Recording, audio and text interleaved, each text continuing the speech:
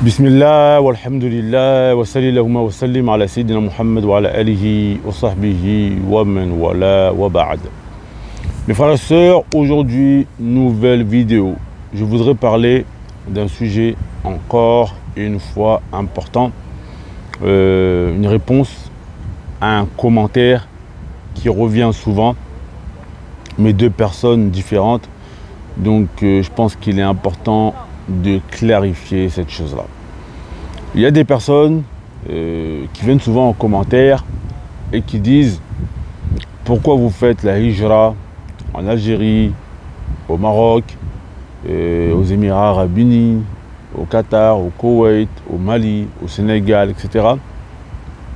alors que ces pays ne pratiquent pas la loi islamique, la charia.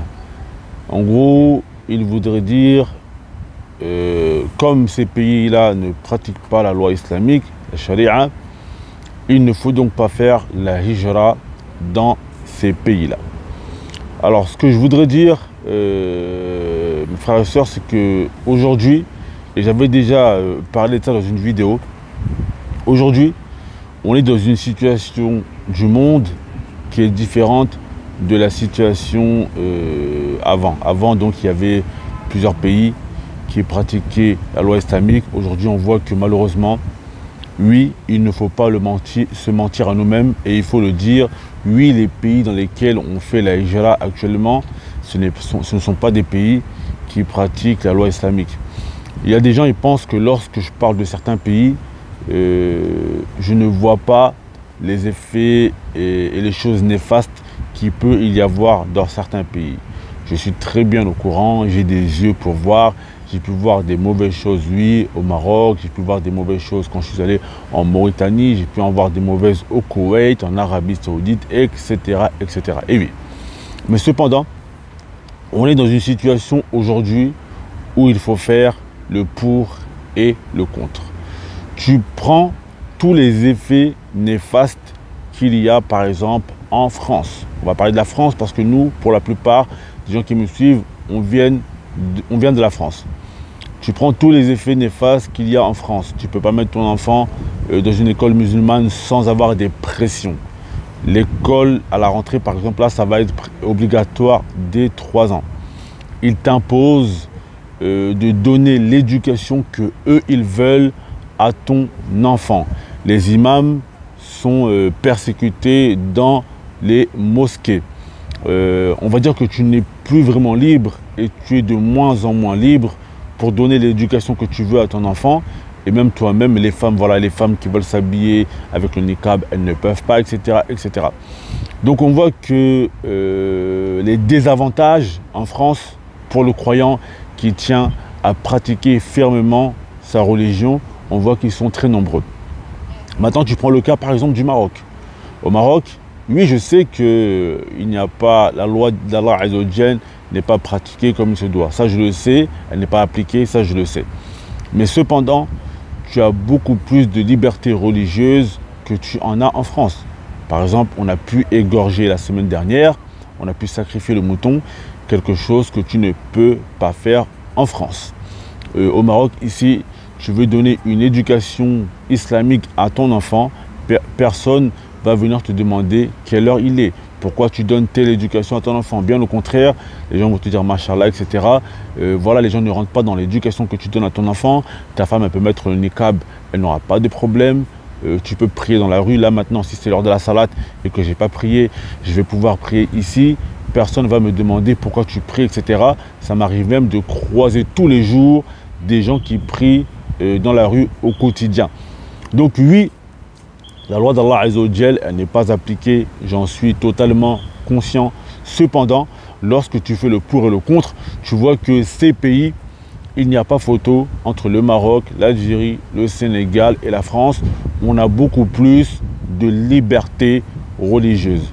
Donc aujourd'hui, celui qui est intelligent, il va regarder cela. Bien sûr qu'on ne pourra pas appliquer la religion islamique comme le prophète sallallahu alayhi wa sallam et les compagnons la pratiquaient à leur époque.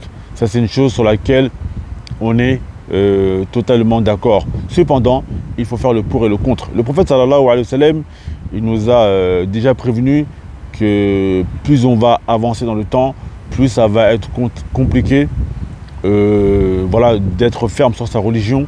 Et celui qui voudra avoir de la fermeté religieuse, ce sera comme celui qui va tenir une braise dans la main. Et aujourd'hui, c'est ce que l'on est en train de vivre. Donc moi, lorsque je motive les gens à immigrer dans les pays musulmans, je sais très bien qu'il y a des côtés néfastes. Je sais très bien que les gens vont être aussi éprouvés dans leur religion. Aujourd'hui, même pour celui qui voit la vérité en face et qui ne se ment pas à lui-même, même en Arabie Saoudite, ça devient de plus en plus compliqué. Il y a un délaissement malheureusement de la religion. Cependant, pouvoir pratiquer sa religion en Arabie Saoudite reste mieux que de pratiquer sa religion en Italie ou en Belgique. Pratiquer sa religion au Sénégal reste mieux que de pratiquer sa religion en France. Pratiquer sa religion en Mauritanie reste mieux que de pratiquer sa religion en Espagne. Donc aujourd'hui, nous, en tant que croyants, on n'a pas le pouvoir de changer les choses. Ce n'est pas nous qui avons le commandement. Donc, qu'est-ce que l'on essaye de faire? Comme Allah Azza wa Jal, il nous a dit dans son livre saint, « Fattakullaha mastata'tum » et craignez Allah autant que vous pouvez. L'insan aujourd'hui, qu'est-ce qui lui est demandé? C'est de choisir un endroit où il pourra plus ou moins pratiquer sa religion avec ses enfants, et il essaye de mettre en application la parole d'Allah Tabaraka wa Ta'ala. Allah Azza wa Jal nous dit dans notre livre saint, Qu anfusakum wa ahlikum naran wa quduha an-nasu wal hijara. Préservez-vous du feu, vous et vos proches, dont les combustibles seront les gens et les pierres. Aujourd'hui, nul doute qu'il est plus simple de se prémunir du feu et nous ainsi que nos proches en étant ici au Maroc qu'en étant en France, où les musulmans sont de plus en plus persécutés. La persécution, elle n'est pas physique, parfois elle est même physique, lorsqu'il y a des attentats, etc. On s'en prend aux musulmans malheureusement sans raison, mais c'est une persécution qui est morale. On le voit sur les réseaux sociaux, dans les médias, etc. Des choses que l'on ne vit pas encore ou à moindre échelle dans les pays musulmans, même si oui, force est de constater que malheureusement il y a un relâchement, et ça c'est partout, même dans les pays musulmans, et ça on peut le voir, c'est perceptible. Mais cependant, il n'y a pas photo que celui qui émigre au Maroc, en Algérie, au Sénégal, au Mali, en Mauritanie, au Yémen, en Égypte, etc., il pourra beaucoup mieux pratiquer sa religion qu'en France, etc. Donc oui, les pays musulmans, ils ne sont pas parfaits. Il y a beaucoup de choses à faire. Malheureusement, il y a eu un grand relâchement et on est en train de le vivre. Mais il n'y a pas de doute que ça reste mieux que la France, que l'Italie, que l'Espagne, que l'Allemagne, etc.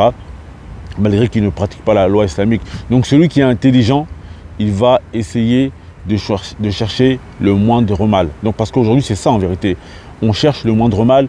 Et les pays musulmans, même s'ils ne sont pas parfaits, ça reste un moindre mal que le fait de rester en France, que le fait de rester en Espagne, etc., etc. Donc ça, c'était la vidéo que je voulais faire aujourd'hui. Je voulais répondre à cette thématique que beaucoup de frères y posent. Oui, les pays musulmans ne pratiquent pas la loi islamique, je le répète pour la énième fois.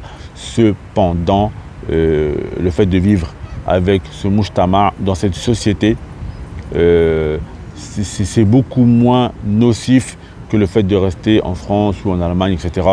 Donc j'espère que le message il est passé. C'était le rappel d'aujourd'hui. Wassalamu alaikum wa rahmatullahi wa barakatuhu.